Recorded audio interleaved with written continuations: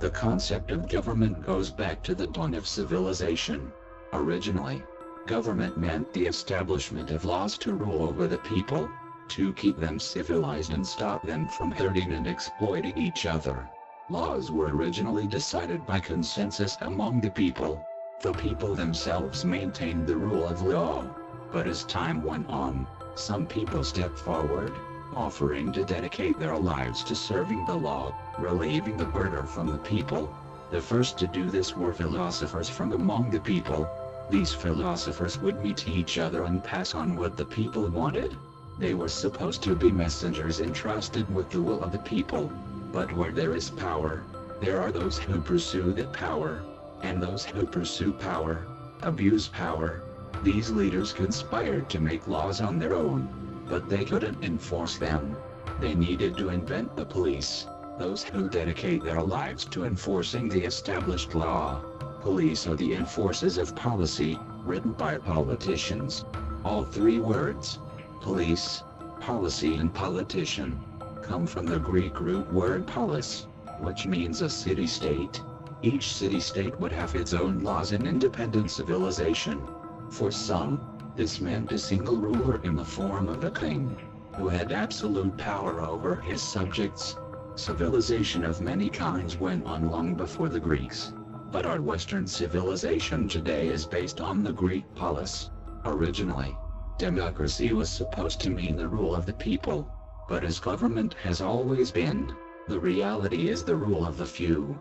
Those few were supposed to be servants who serve the will of the people, but they are not. They have overstepped their positions and have purposely gained more power.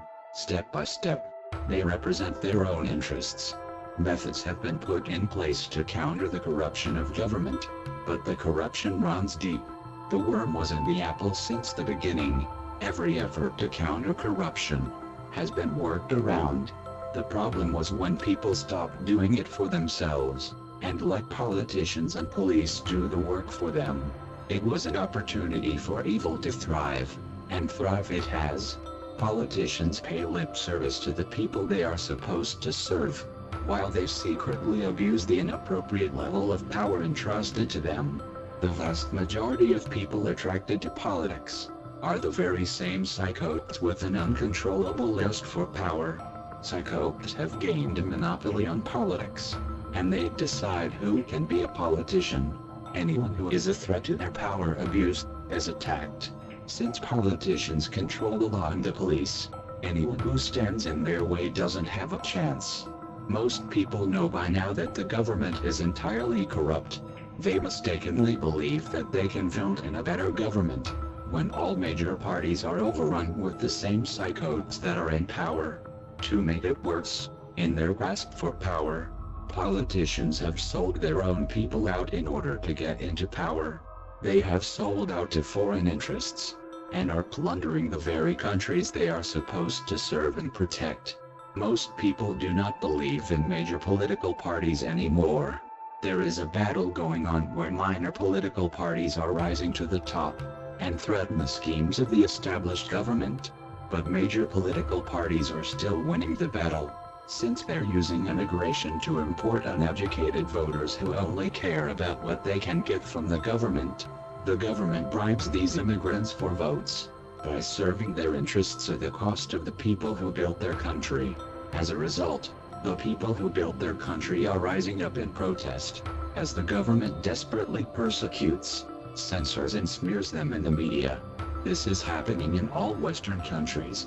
Not to say that the rest of the world is any better, but far worse. They, however, do not sell out their own people to foreign interests. Democracy is by far superior to all other forms of government around the world. In democracy, citizens routinely vote on representatives to serve their interests. However, democracy has become corrupted by international influences, especially in the case of Zionism. Before the Second World War, democracy was in the process of being rejected, because it was so compromised. Alternatives were offered, such as communism and socialism. The Second World War was fought over the Zionist infiltration and takeover of Western democracy. Unfortunately, the Zionists won. Capitalism is the privatization of industry, taking it away from the government's control. While this might seem like a good idea on a national scale, it isn't a good idea on an international scale.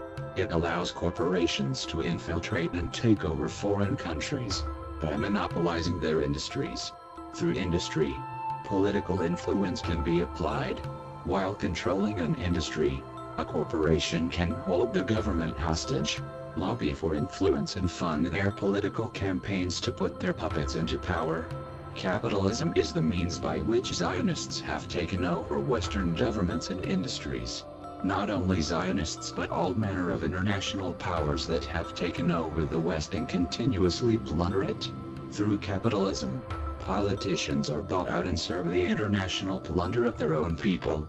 Communism was proposed as an alternative to the demise of democracy and the international infiltration of capitalism. Communism means living as one would in a commune. Hence communism. There is a reason why cults are so frequently associated with communes. In communism, industries are all controlled by the government. The mantra of communism is from each according to his ability, to each according to his needs. While that might sound like a good idea, communism does anything but that. Take two people in the same job. One works harder than the other. He gets the same pay regardless. He is not rewarded for his hard work. The other can do less work and still get the same pay. There is no incentive to work hard in communism, but to do the bare minimum. And so it leads to mass poverty and an end to progress. In communism, all property is owned by the government, so no one can own anything. Communism is complete government control over the lives of their citizens, in the false name of equality. Communism is appealing to parasites who want a free ride for life. Socialism is similar to communism. In socialism, however, hard work is rewarded. Each person is guaranteed a minimum standard of services, and is rewarded with more if they make a bigger contribution. Socialism worked in Germany.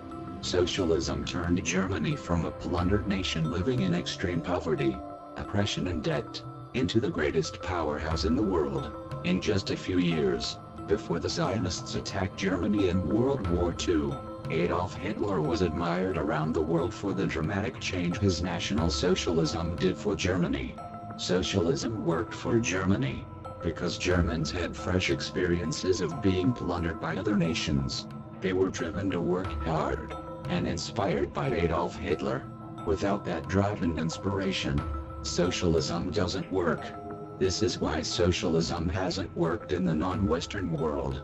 Socialism has been partially adopted in the West, in the form of free education, health care, welfare and public housing. These are considered the greatest achievements in Western civilization. The rest of the world migrates into the West for these free services. Anarchism is anti-government. Anarchists believe in living in their own communities with no law, completely free of the government. They believe that the very concept of government is illegitimate and oppressive. Anarchists believe in disarming the government and arming themselves. They promise freedom and make false claims about human nature to promise a utopia.